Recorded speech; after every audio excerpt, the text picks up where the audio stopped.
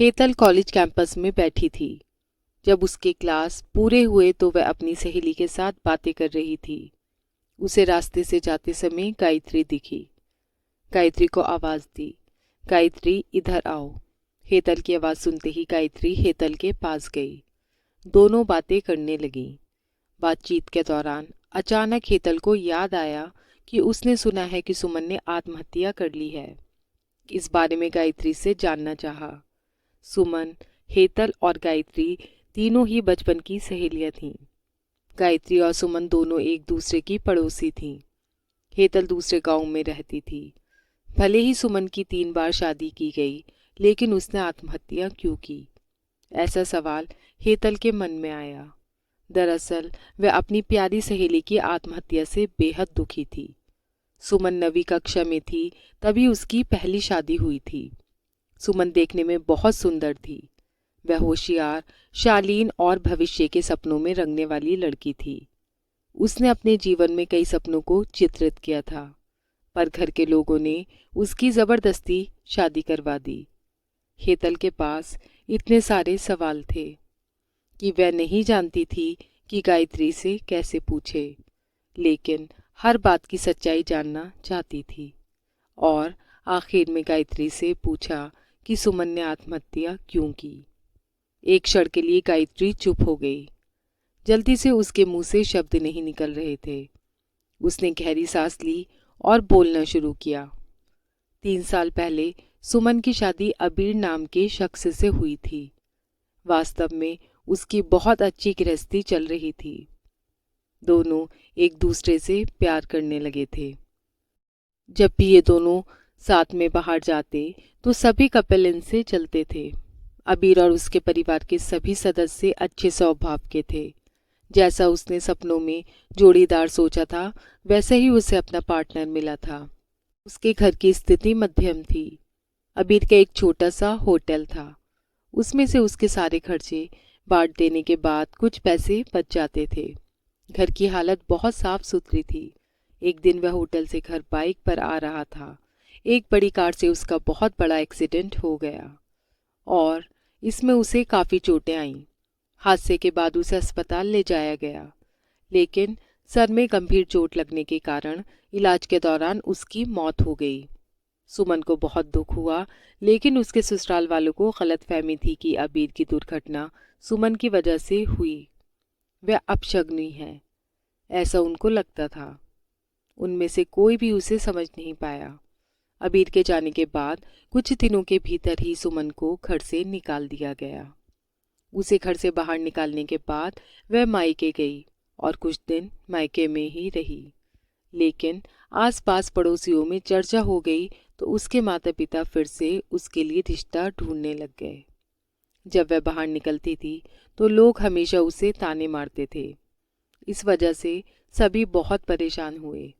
ऐसे में उन्होंने जल्दी जल्दी में अनमोल से शादी करवा दी। अनमोल बहुत बुरा आदमी था।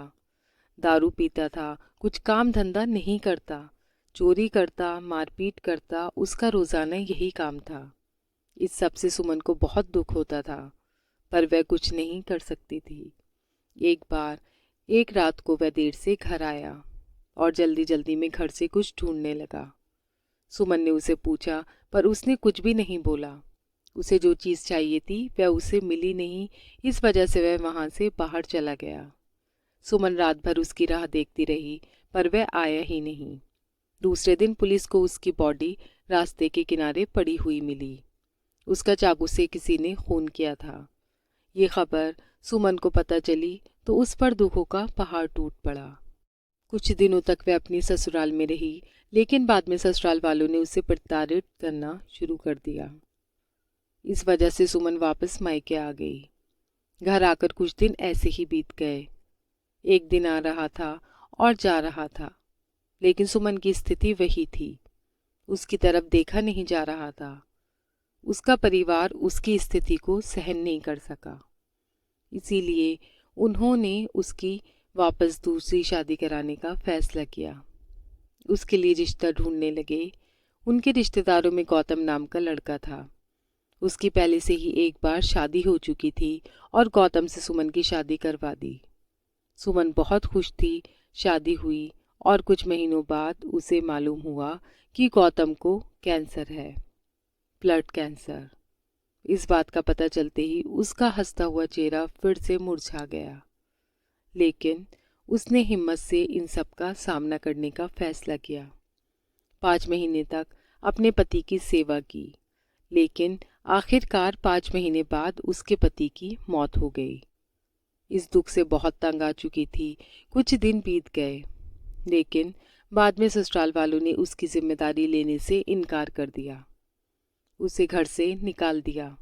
उसके बाद वह फिर मायके चली गई, लेकिन उसके माता पिता, उसके भाई भाभी ने भी उसे घर में आने नहीं दिया। सभी तरफ से रास्ते बंद हो चुके थे उसके लिए। उसे उम्मीद की कोई किरण नजर नहीं आ रही थी। अंत में उसने खुद को खत्म करने का फैसला किया, अपना जीवन समाप्त कर दिया।